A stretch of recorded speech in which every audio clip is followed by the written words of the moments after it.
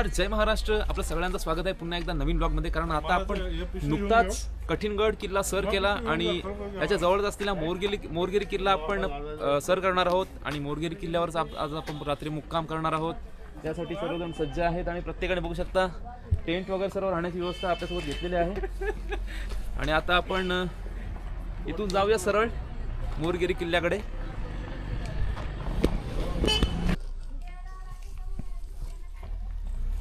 बघा, हा इकडे मेन रोड आहे आणि आपल्याला इकडून वर जायचं आहे.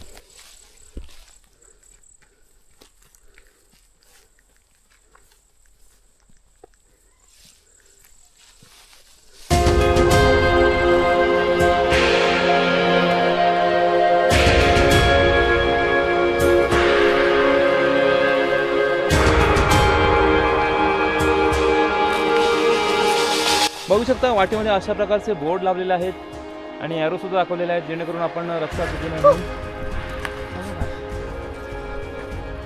आपण आलोय इथपर्यंत आणि वाटेमध्ये अशा प्रकारच्या ऑरेंज कलरच्या रिबन लावलेल्या आहेत की निशाणे असावी, गडाकडे जाण्याची अचूक वाट असावी म्हणून. पण इकडे सुद्धा वाट जाते आणि इकडे सुद्धा वाट जाते.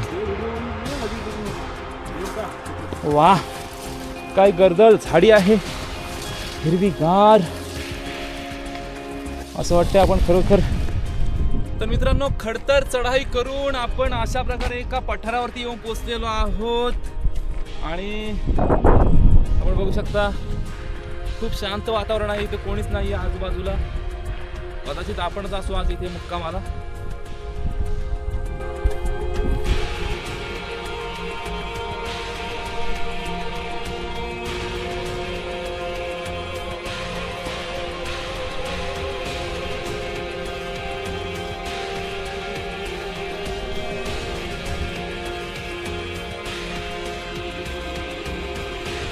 इथून आपण रस्ता भरकटलो होतो खरं आहे, पण आता इथे थोडंसं अजून पुढं आल्याच्या नंतर थोडंफार मामी वस्ती असल्यासारखं कुठेतरी आवाज यायला लागला आहे. आणि कुठेतरी आशेची ग्रहण दिसायला लागली की आपण रस्ता चुकून सुद्धा आपली गाडी रुळावर आली आहे की काय.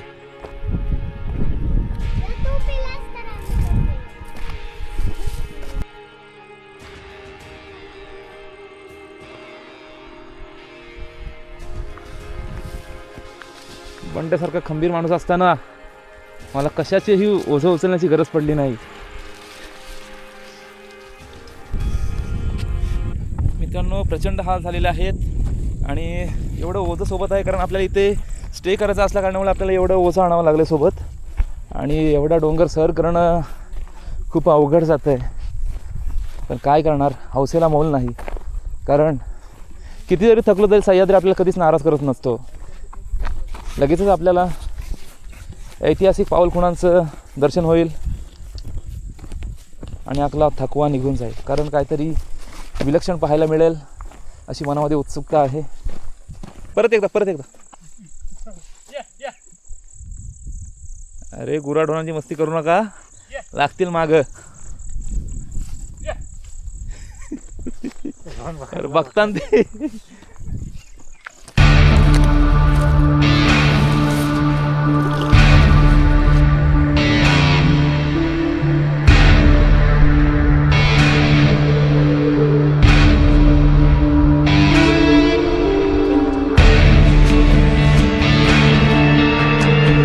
मित्रांनो, फायनली आपण इथे राजमुद्रापाशी येऊन पोचलोय. आणि या राजमुद्रे जवळूनच बघा, राजमुद्रा बघू शकता आपण.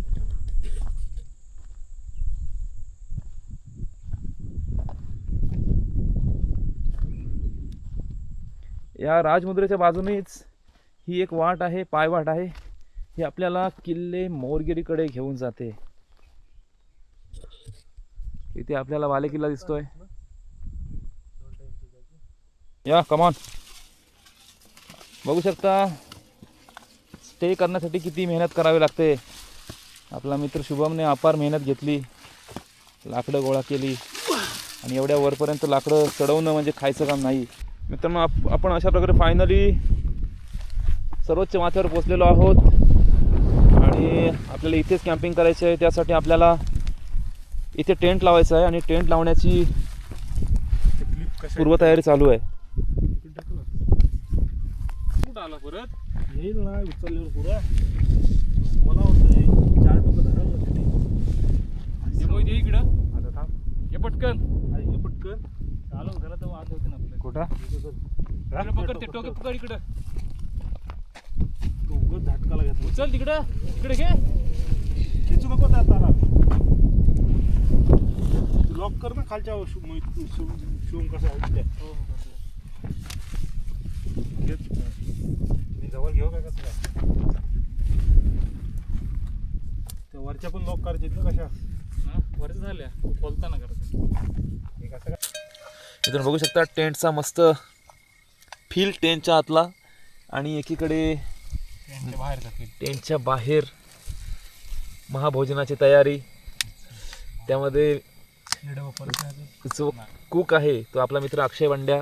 तर आपण बरेचशा ग्रुपमध्ये कुक पाहिले असाल, जेवण बनवणारा कुक असतो तो वैतागलेला असतो, पण अक्षय बंड्या असा व्यक्तिमत्व आहे की ज्याला जेवण बनवण्याची प्रचंड आवड आहे. अशी खूप कमी माणसं असतात की ज्यांना जेवण बनवण्याची आवड असते.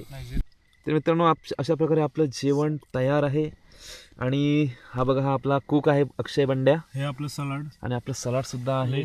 एन्जॉय आणि पहिल्यांदाच पीक ऑफ माउंटेन कॅम्पिंग मधल्या जेवणाचा आनंद आस्वाद घेत आहोत आणि खूप छान वाटतंय.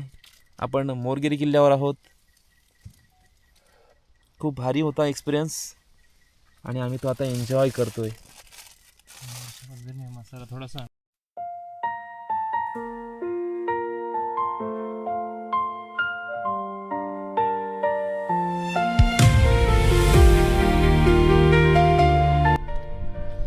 नमस्कार मित्रांनो, जय महाराष्ट्र. आपण बघू शकता आपला टेंटचा सेटअप इथे होता आणि किल्ल्याची पश्चिम बाजू आहे आणि इकडे सनसेट झाला. आपण सनसेट सुद्धा कॅप्चर केलाय बऱ्यापैकी. आणि आता मॅगीची तयारी एकीकडे चालू आहे. बघूया एकूणच कशा प्रकारे पूर्वनियोजन चालू आहे.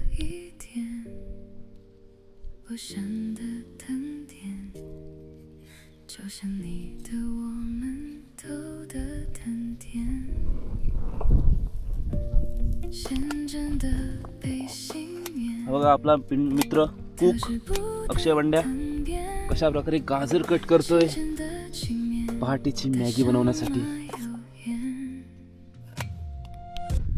मोरगिरी किल्ल्यावरचा एक्सपिरियन्स खूप छान होता. किल्ल्यावर बघण्यासारखं विषय असं काही नाही आहे, पण इथे कॅम्पिंग करून नाईट कॅम्पिंग करून राहण्याची मजा वेगळीच होती. खूप आनंद देणारी होती. सह्याद्रीच्या कुशीमध्ये शांततेत खूप छान अशी झोप लागली, जी झोप अशी डेली लाईफमध्ये कधीच लागत नाही.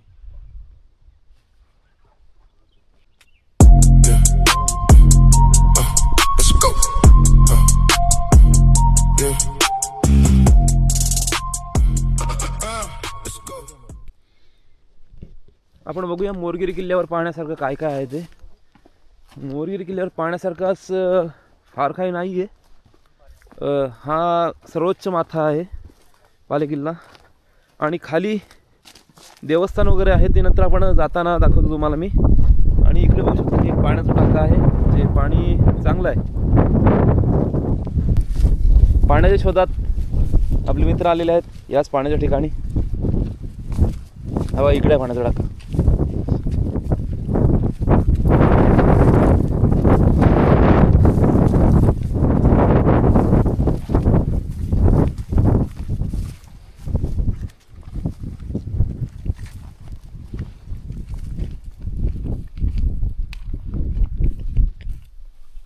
एवढा वागतच कशाला तुमचा पुढे जर असा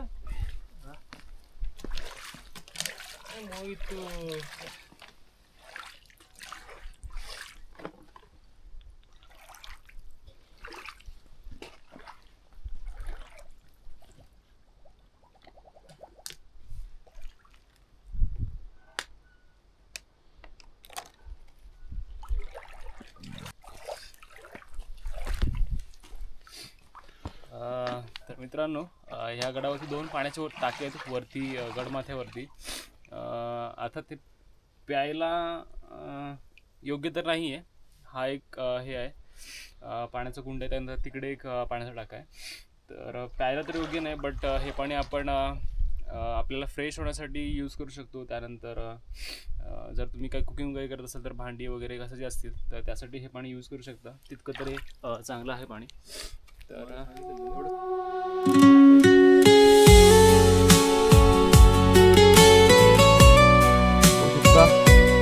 मॅगीसाठी वाटाणे गाजर टाकलेले आहेत आपला कुक मित्र अक्षय वंड्याने. त्याचं खूपच शांत अवघड आहे.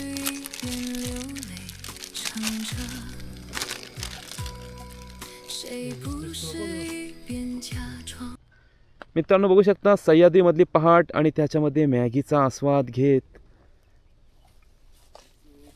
आम्ही सर्वजण एन्जॉय करीत आहोत. वाव, पहाडोवाली मॅगी. पहाडोवाली मॅगी येऊ दे.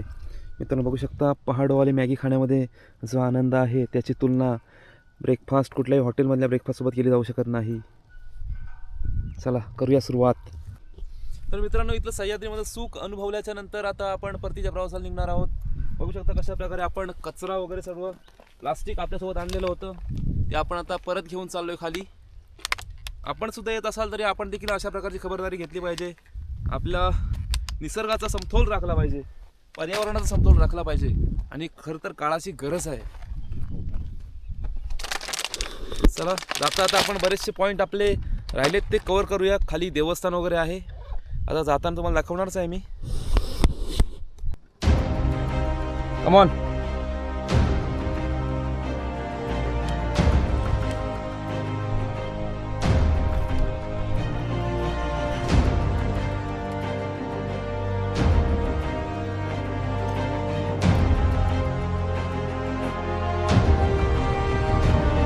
जागमाता देवी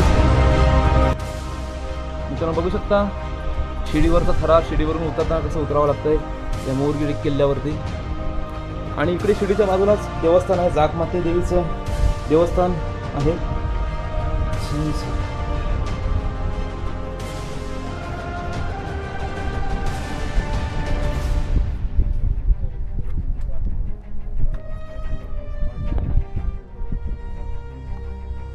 सगळ्यात खडतर या मोरगिरी किल्ल्यावरचा सगळ्यात खडतर प्रवास हा इथूनच करावा लागतो आणि तिकडून खाली उतरताना तिथे तो सुद्धा आपण कव्हर करूयात. इथे सुद्धा पाण्याचा टाका आपल्याला पाहायला मिळते. तर मित्रांनो हा गड पूर्णपणे सर करून आपण ह्या राजमुद्रेजवळ येऊन पोचलो आहे आणि हा खरं तर खडतर प्रवास होता आणि आता इथून सहज आपण चालत जाऊ शकतो इकडे पुढे. तर आजच्या ट्रेकचा इथेच एंड करूया. पुन्हा एकदा भेटूया अशाच एका ॲडव्हेंचर भरल्या व्लॉगमध्ये. तोपर्यंत बाय बाय.